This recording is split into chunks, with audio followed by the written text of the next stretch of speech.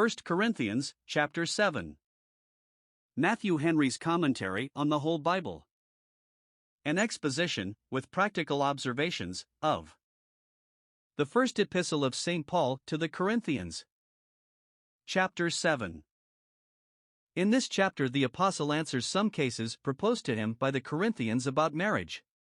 He 1. Shows them that marriage was appointed as a remedy against fornication, and therefore that persons had better marry than burn, verses 1 to 9. 2. He gives direction to those who are married to continue together, though they might have an unbelieving relative, unless the unbeliever would part, in which case a Christian would not be in bondage, verses 10 to 16. 3. He shows them that becoming Christians does not change their external state, and therefore advises everyone to continue, in the general, in that state in which he was called, verses 17 to 24. For, he advises them, by reason of the present distress, to keep themselves unmarried, hence the shortness of time, and how they should improve it, so as to grow dead and indifferent to the comforts of the world, and shows them how worldly cares hinder their devotions, and distract them in the service of God, verses 25 to 35. He directs them in the disposal of their virgins, verses 36 to 38. 6. And closes the chapter with advice to widows how to dispose of themselves in that state, verses 39 and 40. 1 Corinthians 7 verses 1 to 9. The Apostle comes now, as a faithful and skillful casuist, to answer some cases of conscience which the Corinthians had proposed to him. Those were things whereof they wrote to him, verse 1. As the lips of ministers should keep knowledge, so the people should ask the law at their mouths. The Apostle was as ready to resolve as they were to propose their doubts. In the former chapter, he warns them to avoid fornication. Here he gives some directions about marriage, the remedy God had appointed for it. He tells them in general 1. That it was good, in that juncture of time at least, to abstain from marriage altogether. It is good for a man not to touch a woman, not to take her to wife, by good here not understanding what is so conformable to the mind and will of God, as if to do otherwise were sin, an extreme into which many of the ancients have run in favor of celibacy and virginity. Should the Apostle be understood in this sense, he would contradict much of the rest of his discourse. But it is good, that is, either abstracting from circumstances there are many things in which the state of celibacy has the advantage above the marriage state, or else at this juncture, by reason of the distress of the Christian church, it would be a convenience for Christians to keep themselves single, provided they have the gift of continency, and at the same time can keep themselves chaste. The expression also may carry in it an intimation that Christians must avoid all occasions of this sin, and flee all fleshly lusts, and incentives to them, must neither look on nor touch a woman, so as to provoke lustful inclinations. Yet 2. He informs them that marriage, and the comforts and satisfactions of that state, are by divine wisdom prescribed for preventing fornication, verse 2, porneas fornications, all sorts of lawless lust. To avoid these, let every man, says he, have his own wife, and every woman her own husband, that is, marry, and confine themselves to their own mates. And, when they are married, let each render the other due benevolence, verse 3, consider the disposition and exigency of each other, and render conjugal duty, which is owing to each other. For, as the Apostle argues, verse 4, in the married state neither person has power over his own body, but has delivered it into the power of the other, the wife hers into the power of the husband his into the power of the wife. Note, polygamy, or the marriage of more persons than one, as well as adultery, must be a breach of marriage covenants, and a violation of the partner's rights.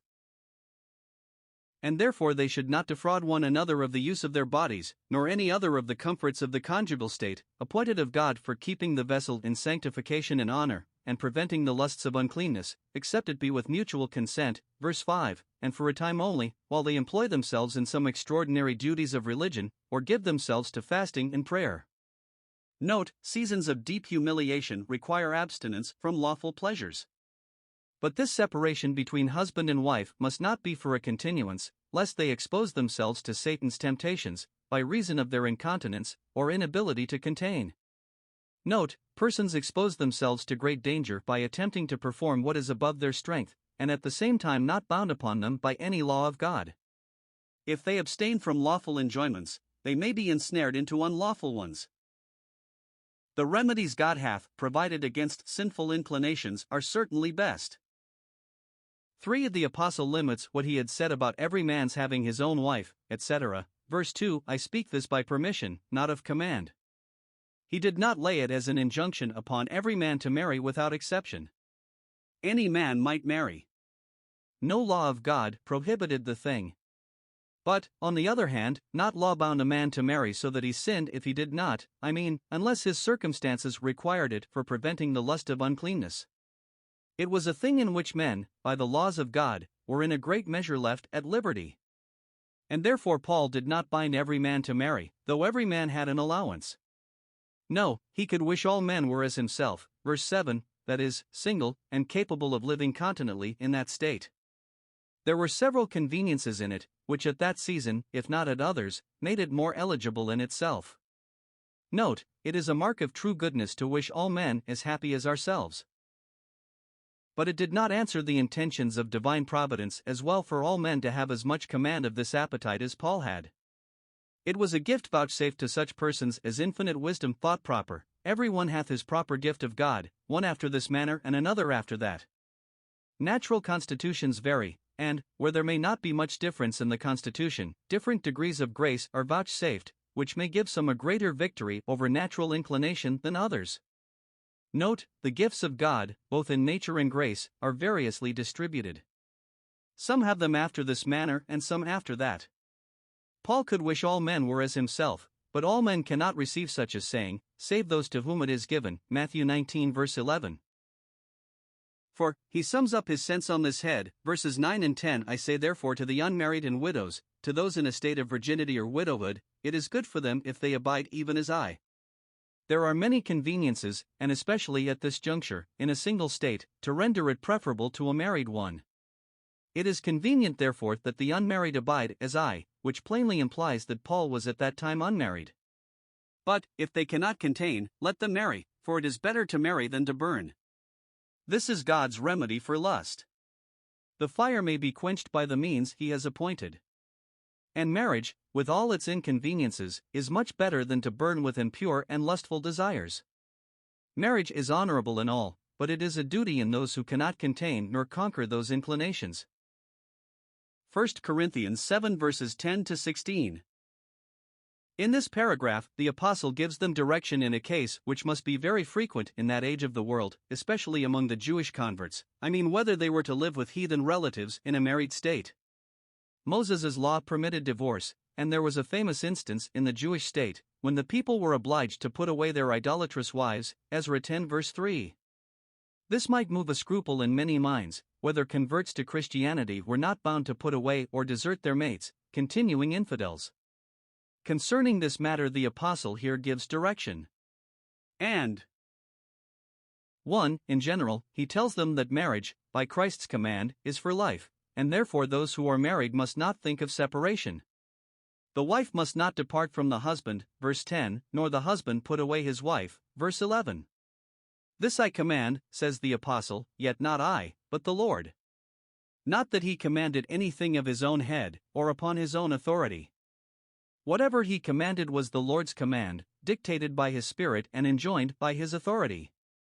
But his meaning is that the Lord himself, with his own mouth, had forbidden such separations, Matt. 5:32, 19:9, Mark 10 verse 11, Luke 16 verse 18. Note, man and wife cannot separate at pleasure, nor dissolve, when they will, their matrimonial bonds and relation. They must not separate for any other cause than what Christ allows. And therefore the apostle advises that if any woman had been separated, either by a voluntary act of her own or by an act of her husband, she should continue unmarried, and seek reconciliation with her husband, that they might cohabit again. Note, husbands and wives should not quarrel at all, or should be quickly reconciled. They are bound to each other for life. The divine law allows of no separation. They cannot throw off the burden, and therefore should set their shoulders to it, and endeavor to make it as like to each other as they can.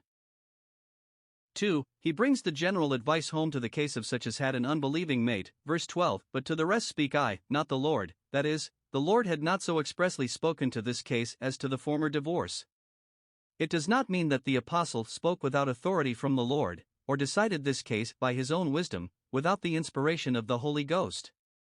He closes this subject with a declaration to the contrary, verse 40, I think also that I have the Spirit of God. But, having thus prefaced his advice, we may attend 1. To the advice itself, which is that if an unbelieving husband or wife were pleased to dwell with a Christian relative, the other should not separate. The husband should not put away an unbelieving wife, nor the wife leave an unbelieving husband, verses 12 and 13. The Christian calling did not dissolve the marriage covenant, but bind it the faster, by bringing it back to the original institution, limiting it to 2 persons, and binding them together for life. The believer is not by faith in Christ loosed from matrimonial bonds to an unbeliever, but is at once bound and made apt to be a better relative. But, though a believing wife or husband should not separate from an unbelieving mate, yet if the unbelieving relative desert the believer, and no means can reconcile to a cohabitation, in such a case a brother or sister is not in bondage, verse 15, not tied up to the unreasonable humor, and bound servilely to follow or cleave to the malicious deserter, or not bound to live unmarried after all proper means for reconciliation have been tried, at least of the deserter contract another marriage. Or be guilty of adultery, which was a very easy supposition, because a very common instance among the heathen inhabitants of Corinth. In such a case, the deserted person must be free to marry again, and it is granted on all hands. And some think that such a malicious desertion is as much a dissolution of the marriage covenant as death itself. For how is it possible that the 2 shall be one flesh when the one is maliciously bent to part from or put away the other? Indeed, the deserter seems still bound by the matrimonial contract, and therefore the apostle says, verse 11, if the woman depart from her husband upon the account of his infidelity, let her remain unmarried. But the deserted party seems to be left more at liberty, supposing all the proper means have been used to reclaim the deserter, and other circumstances make it necessary to marry another person. It does not seem reasonable that they should be still bound, when it is rendered impossible to perform conjugal duties or enjoy conjugal comforts, through the mere fault of their mate. In such a case marriage would be a state of servitude indeed. But, whatever liberty be indulged Christians in such a case as this, they are not allowed, for the mere infidelity of a husband or wife, to separate, but, if the unbeliever be willing, they should continue in the relation, and cohabit as those who are thus related. This is the apostle's general direction. 2. We have here the reasons of this advice. 1. Because the relation or state is sanctified by the holiness of either party, for the unbelieving husband is sanctified by the wife, and the unbelieving wife by the husband, verse 14, or hath been sanctified. The relation itself, and the conjugal use of each other, are sanctified to the believer. To the pure all things are pure, Titus 1 verse 15. Marriage is a divine institution, it is a compact for life, by God's appointment. Had converse in congress with unbelievers in that relation defiled the believer, or rendered him or her offensive to God, the ends of marriage would have been defeated, and the comforts of it in a manner destroyed, in the circumstances in which Christians then were. But the apostle tells them that, though they were yoked with unbelievers, yet, if they themselves were holy, marriage was to them a holy state, and marriage comforts, even with an unbelieving relative, were sanctified enjoyments. It was no more displeasing to God for them to continue to live as they did before, with their unbelieving or heathen relation, than if they had become converts together. If one of the relatives had become holy, nothing of the duties or lawful comforts of the married state could defile them, and render them displeasing to God, though the other were a heathen. He is sanctified for the wife's sake. She is sanctified for the husband's sake. Both are one flesh. He is to be reputed clean who is one flesh with her that is holy, and vice versa, else were your children unclean, but now are they holy, verse 14, that is, they would be heathen, out of the pale of the church and covenant of God. They would not be of the holy seed, as the Jews are called, Isaiah 6 verse 13, but common and unclean, in the same sense as heathens in general were styled in the apostles' vision, Acts 10 verse 28. This way of speaking is according to the dialect of the Jews, among whom a child begotten by parents yet heathens, was said to be begotten out of holiness, and a child begotten by parents made proselytes was said to be begotten intra sanctitatem within the holy enclosure. Thus Christians are called commonly saints, such they are by profession, separated to be a peculiar people of God, and as such distinguished from the world, and therefore the children born to Christians, though married to unbelievers, are not to be reckoned as part of the world, but of the church, a holy, not a common and unclean seed. Continue therefore to live even with unbelieving relatives, for, if you are holy, the relation is so, the state is so, you may make a holy use even of an unbelieving relative, in conjugal duties, and your seed will be holy too. What a comfort is this, where both relatives are believers. 2. Another reason is that God hath called Christians to peace, verse 15. The Christian religion obliges us to act peaceably in all relations, natural and civil. We are bound, as much as in us lies, to live peaceably with all men, Romans 12 verse 18, and therefore surely to promote the peace and comfort of our nearest relatives, those with whom we are one flesh, nay, though they should be infidels. Note, it should be the labor and study of those who are married to make each other as easy and happy as possible. 3. A third reason is that it is possible for the believing relative to be an instrument of the other's salvation, verse 16. What knowest thou, O wife, whether thou shalt save thy husband? Note, it is the plain duty of those in so near a relation to seek the salvation of those to whom they are related. Do not separate. There is other duty now called for. The conjugal relation calls for the most close and endeared affection, it is a contract for life. And should a Christian desert a mate, when an opportunity offers to give the most glorious proof of love? Stay, and labor heartily for the conversion of thy relative.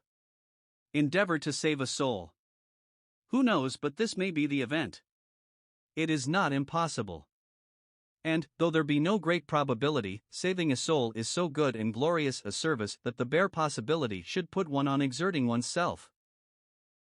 Mere possibility of success should be a sufficient motive with us to use our diligent endeavors for saving the souls of our relations.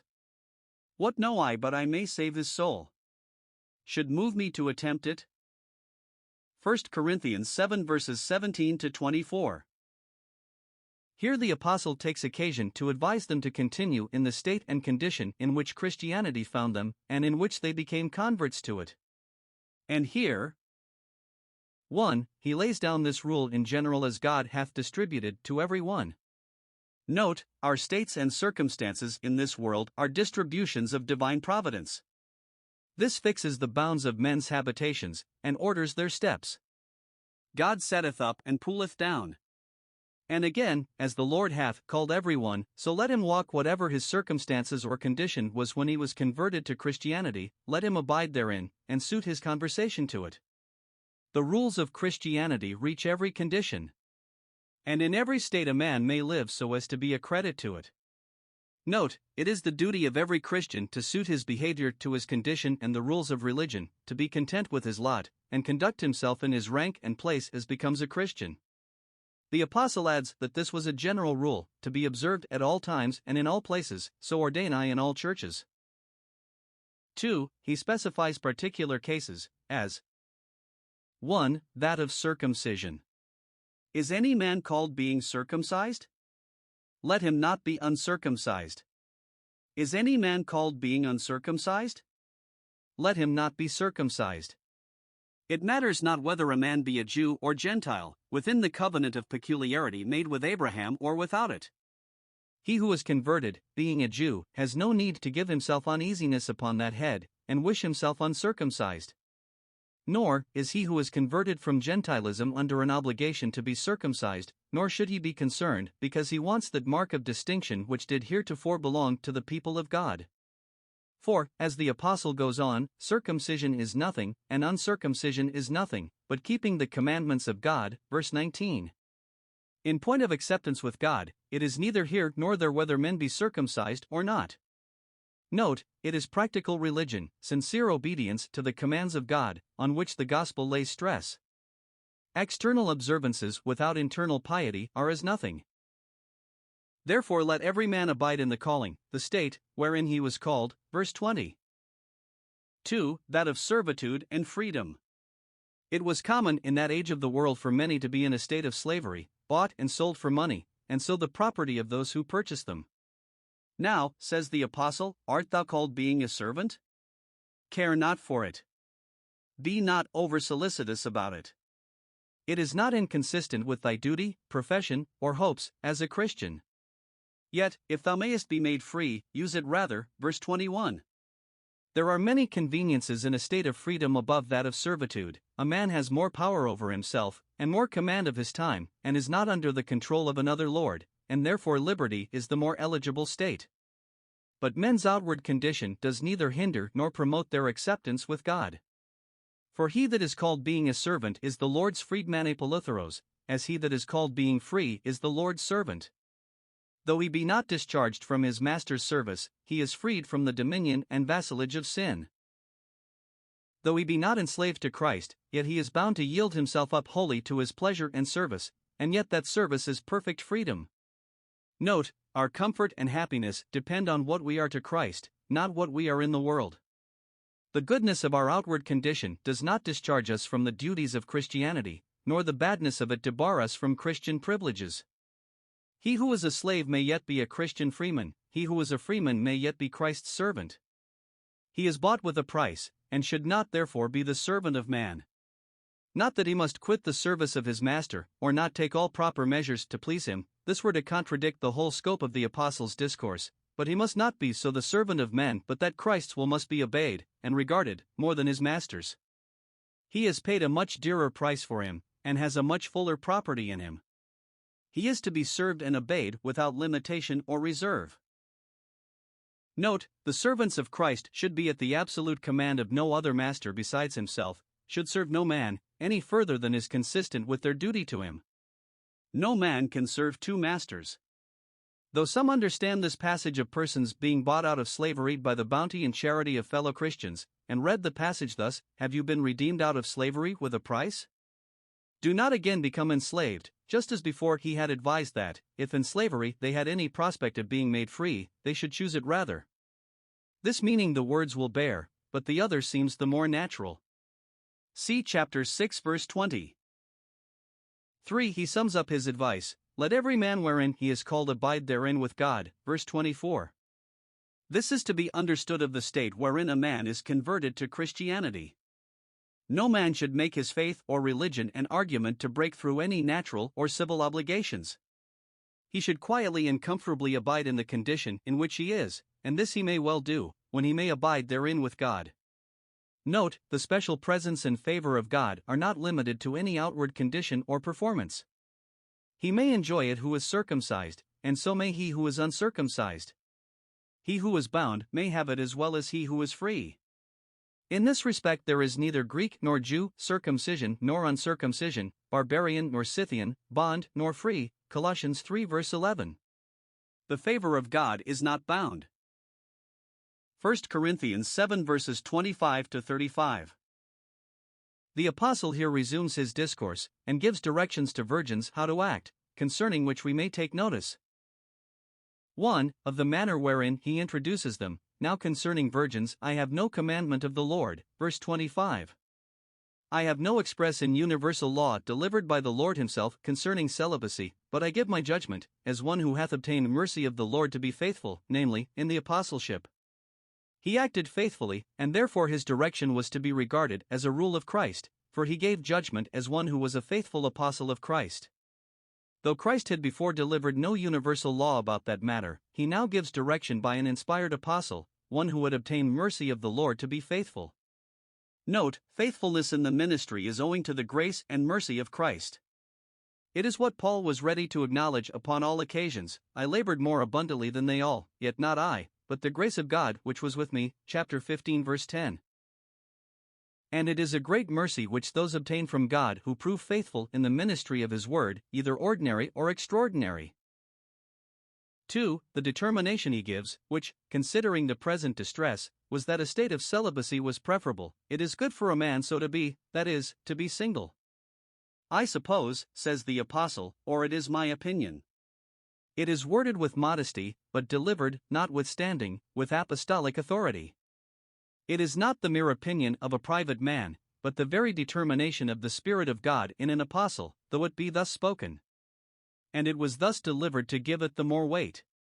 Those that were prejudiced against the apostle might have rejected this advice had it been given with a mere authoritative air. Note, ministers do not lose their authority by prudent condescensions. They must become all things to all men, that they may do them the more good. This is good, says he, for the present distress. Christians, at the first planting of their religion, were grievously persecuted. Their enemies were very bitter against them, and treated them very cruelly. They were continually liable to be tossed and hurried by persecution. This being the then state of things, he did not think it so advisable for Christians that were single to change conditions. The married state would bring more care and cumber along with it, verses 33 and 34, and would therefore make persecution more terrible, and render them less able to bear it. Note, Christians, in regulating their conduct, should not barely consider what is lawful in itself, but what may be expedient for them.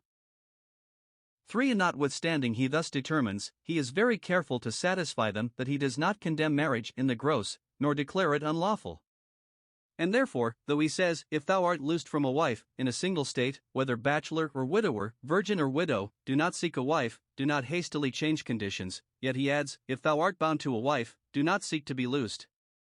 It is thy duty to continue in the married relation, and do the duties of it. And though such, if they were called to suffer persecution, would find peculiar difficulties in it, yet, to avoid these difficulties, they must not cast off nor break through the bonds of duty. Duty must be done, and God trusted with events. But to neglect duty is the way to put ourselves out of the divine protection. He adds therefore, I thou marry thou hast not sinned, or if a virgin marry she hath not sinned, but such shall have trouble in the flesh.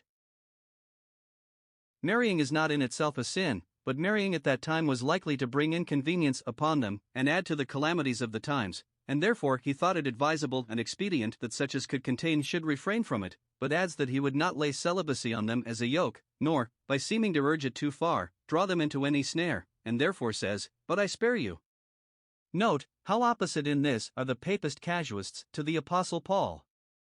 They forbid many to marry, and entangle them with vows of celibacy, whether they can bear the yoke or no. 4. He takes this occasion to give general rules to all Christians to carry themselves with a holy indifferency towards the world, and everything in it.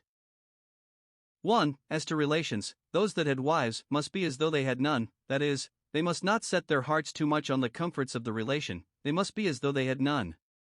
They know not how soon they shall have none. This advice must be carried into every other relation. Those that have children should be as though they had none. Those that are their comfort now may prove their greatest cross. And soon may the flower of all comforts be cut down. 2. As to afflictions, those that weep must be as though they wept not, that is, we must not be dejected too much with any of our afflictions, nor indulge ourselves in the sorrow of the world, but keep up a holy joy in God in the midst of all our troubles, so that even in sorrow the heart may be joyful, and the end of our grief may be gladness. Weeping may endure for a night, but joy will come in the morning.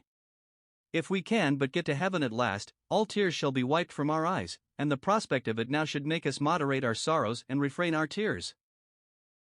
3. As to worldly enjoyments, those that rejoice should be as though they rejoice not, that is, they should not take too great a complacency in any of their comforts. They must be moderate in their mirth, and sit loose to the enjoyments they most value. Here is not their rest, nor are these things their portion, and therefore their hearts should not be set on them, nor should they place their solace or satisfaction in them. 4. As to worldly traffic and employment, those that buy must be as though they possessed not. Those that prosper in trade, increase in wealth, and purchase estates, should hold these possessions as though they held them not. It is but setting their hearts on that which is not, Proverbs 23 verse 5, to do otherwise. Buying and possessing should not too much engage our minds. They hinder many people altogether from minding the better part. Purchasing land and trying oxen kept the guests invited from the wedding supper, Luke 14 verses 18 and 19. And, when they do not altogether hinder men from minding their chief business, they do very much divert them from a close pursuit. Those are most likely to run so as to obtain the prize who ease their minds of all foreign cares and cumbrances. 5. As to all worldly concerns, those that use this world as not abusing it, verse 31. The world may be used, but must not be abused. It is abused when it is not used to those purposes for which it is given, to honor God and do good to men when, instead of being oil to the wheels of our obedience, it is made fuel to lust when, instead of being a servant, it is made our master, our idol, and has that room in our affections which should be reserved for God. And there is great danger of abusing it in all these respects, if our hearts are too much set upon it. We must keep the world as much as may be out of our hearts, that we may not abuse it when we have it in our hands. 5. He enforces these advices with two reasons. 1. The time is short, verse 29. We have but little time to continue in this world, but a short season for possessing and enjoying worldly things, kairos synestalmenos. It is contracted, reduced to a narrow compass. It will soon be gone. It is just ready to be wrapped up in eternity. Therefore do not set your hearts on worldly enjoyments. Do not be overwhelmed with worldly cares and troubles. Possess what you must shortly leave without suffering yourselves to be possessed by it. Why should your hearts be much set on what you must quickly resign? 2. The fashion of this world passeth away, verse 31, schema the habit, figure, appearance, of the world, passeth away. It is daily changing countenance. It is in a continual flux. It is not so much a world as the appearance of one. All is show, nothing solid in it, and it is transient show too, and will quickly be gone. How proper and powerful an argument is this to enforce the former advice! How irrational is it to be affected with the images, the fading and transient images, of a dream! Surely man walketh in a vain show, Psalm 39 verse 6, in an image, amidst the faint and vanishing appearances of things. And should he be deeply affected, or grievously afflicted, with such a scene? 6. He presses his general advice by warning them against the embarrassment of worldly cares, but I would have you without carefulness, verse 32. Indeed, to be careless is a fault, a wise concern about worldly interests is a duty, but to be careful, full of care, to have an anxious and perplexing care about them, is a sin. All that care which disquiets the mind, and distracts it in the worship of God, is evil, for God must be attended upon without distraction, verse 35. The whole mind should be engaged when God is worshipped. The work ceases while it diverts to anything else, or is hurried and drawn hither and thither by foreign affairs and concerns. Those who are engaged in divine worship should attend to this very thing, should make it their whole business. But how is this possible when the mind is swallowed up of the cares of this life? Note, it is the wisdom of a Christian so to order his outward affairs, and choose such a condition in life, as to be without distracting cares, that he may attend upon the Lord with a mind at leisure and disengaged. This is the general maxim by which the apostle would have Christians govern themselves. In the application of it, Christian prudence must direct. That condition of life is best for every man which is best for his soul, and keeps him most clear of the cares and snares of the world. By this maxim, the apostle solves the case put to him by the Corinthians, whether it were advisable to marry. To this he says, that, by reason of the present distress, and it may be in general, at that time, when Christians were married to infidels, and perhaps under a necessity of being so, if married at all, I say, in these circumstances, to continue unmarried would be the way to free themselves from any cares and encumbrances, and allow them more vacation for the service of God. Ordinarily, the less care we have about the world, the more freedom we have for the service of God. Now the married state at that time, if not at all times, did bring most worldly care along with it. He that is married careth for the things of the world, that he may please his wife, verse 33. And she that is married careth for the things of the world, how she may please her husband. But the unmarried man and woman mind the things of the Lord, that they may please the Lord, and be holy both in body and spirit, verses 32 and 34. Not but the married person may be holy both in body and spirit too. Celibacy is not in itself a state of greater purity and sanctity than marriage, but the unmarried would be able to make religion more their business at that juncture, because they would have less distraction from worldly cares. Marriage is that condition of life that brings care along with it, though sometimes it brings more than at others. It is the constant care of those in that relation to please each other, though this is more difficult to do at some reasons, and in some cases, than in others. At that season, therefore, the apostle advises that those who were single should abstain from marriage, if they were under no necessity to change conditions. And, where the same reason is plain at other times, the rule is as fit to be observed. And the very same rule must determine persons for marriage where there is the same reason, that is, if in the unmarried state persons are likely to be more distracted in the service of God than if they were married, which is a case supposable in many respects. This is the general rule, which everyone's discretion must apply to his own particular case, and by it should he endeavor to determine, whether it be for marriage or against. That condition of life should be chosen by the Christian in which it is most likely he will have the best helps, and the fewest hindrances, in the service of God and the affairs of his own salvation. 1 Corinthians 7 verses 36 to 38. In this passage, the apostle is commonly supposed to give advice about the disposal of children in marriage, upon the principle of his former determination. In this view, the general meaning is plain. It was in that age, and those parts of the world, and especially among the Jews, reckoned a disgrace for a woman to remain unmarried past a certain number of years. It gave a suspicion of somewhat that was not for her reputation. Now, says the apostle, if any man thinks he behaves unhandsomely towards his daughter, and that it is not for her credit to remain unmarried, when she is of full age, and that upon this principle it is needful to dispose of her in marriage, he may use his pleasure. It is no sin in him to dispose of her to a suitable mate. But if a man has determined in himself to keep her a virgin, and stands to this determination, and is under no necessity to dispose of her in marriage, but is at liberty, with her consent, to pursue his purpose, he does well in keeping her a virgin. In short, he that gives her in marriage does well, but he that keeps her single, if she can be easy and innocent in such a state, does what is better, that is, more convenient for her in the present state of things, if not at all times and seasons. 1. Children should be at the disposal of their parents, and not dispose of themselves in marriage.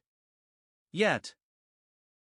2. Parents should consult their children's inclinations, both to marriage in general and to the person in particular, and not reckon they have uncontrollable power to do with them, and dictate to them, as they please.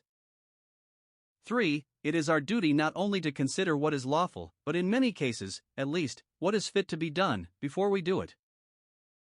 But I think the apostle is here continuing his former discourse, and advising unmarried persons, who are at their own disposal, what to do, the man's virgin being meant of his virginity.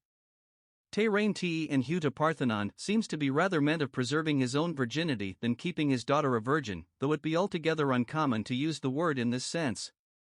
Several other reasons may be seen in Locke and Whitby, by those who will consult them. And it was a common matter of reproach among Jews and civilized heathens, for a man to continue single beyond such a term of years, though all did not agree in limiting the single life to the same term. The general meaning of the apostle is the same, that it was no sin to marry, if a man thought there was a necessity upon, to avoid popular reproach, much less to avoid the hurrying fervors of lust. But he that was in his own power, stood firm in his purpose, and found himself under no necessity to marry, would, at that season, and in the circumstances of Christians at that time, at least, make a choice every way most for his own conveniency, ease, and advantage, as to his spiritual concerns. And it is highly expedient, if not a duty, for Christians to be guided by such a consideration. 1 Corinthians 7 verses 39 to 40. The whole is here closed up with advice to widows. As long as the husband liveth, the wife is bound by the law, confined to one husband, and bound to continue and cohabit with him. Note, the marriage contract is for life, death only can annul the bond. But, the husband being dead, she is at liberty to marry whom she will. There is no limitation by God's law to be married only for such a number of times. It is certain, from this passage, that second marriages are not unlawful, for then the widow could not be at liberty to marry whom she pleased, nor to marry a second time at all. But the apostle asserts she has such a liberty, when her husband is dead, only with a limitation that she marry in the Lord. In our choice of relations, and change of conditions, we should always have an eye to God. Note, marriages are likely to have God's blessing only when they are made in the Lord, when persons are guided by the fear of God, and the laws of God, and act in dependence on the providence of God, in the change and choice of a mate when they can look up to God, and sincerely seek His direction, and humbly hope for His blessing upon their conduct. But she is happier, says the apostle, if she so abide, that is, continue a widow, in my judgment, and I think I have the Spirit of God, verse 40. At this juncture, at least, if not ordinarily, it will be much more for the peace and quiet of such, and give them less hindrance in the service of God, to continue unmarried. And this, he tells them, was by inspiration of the Spirit. Whatever your false apostles may think of me, I think, and have reason to know, that I have the Spirit of God. Change of condition in marriage is so important a matter that it ought not to be made but upon due deliberation, after careful consideration of circumstances, and upon very probable grounds, at least, that it will be a change to advantage in our spiritual concerns.